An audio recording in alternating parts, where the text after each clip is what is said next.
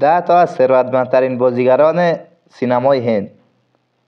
در طول سالها بسیاری از بازیگران بالیوود در فهرست پردرآمدترین بازیگران جهان قرار گرفتند. در سال 2017 شاهرخ خان، سلمان خان و اکشای کومار به ترتیب در رتبه‌های 8، 9 و 10 قرار گرفتند. در همین حال اکشای کومار بازیگر با درآمد سالانه 48 میلیون دلار به رتبه ششم در سال 2020 صعود کرد و از قول‌های هالیوود مانند لین مانوئل میراندا، ویل اسمیت و جکی جان پیشی گرفت. در ادامه می‌خواهیم 10 ستاره ثروتمند بالیوود را برایتان معرفی کنیم. پس تا آخر با ما همراه باشید. شماره 1 شاهرخ خان، مقدار ثروت 750 میلیون دلار.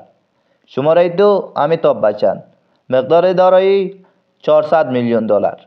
شماره 3 سلمان خان، مقدار ثروت 260 میلیون دلار. شماره 4 اکشای کومار، مقدار ثروت 250 میلیون دلار. شماره 5 عامر خان، مقدار ثروت 205 میلیون دلار. شماره 6 کمال حسن، مقدار ثروت 100 میلیون دلار. شماره 7 شاهد کاپور، مقدار ثروت 70 میلیون دلار. شماره 8 هریتریک روشن، مقدار دارایی 43 تا 47 میلیون دلار. شماره 9 رانبیر کاپور، مقدار ثروت 42 میلیون دلار. و شماره 10 هم سیف علی خان، مقدار ثروت 40 میلیون دلار.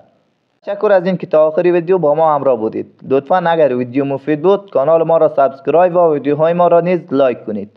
تا یک ویدیو دیگر، خداوند یار و نگهدارتان.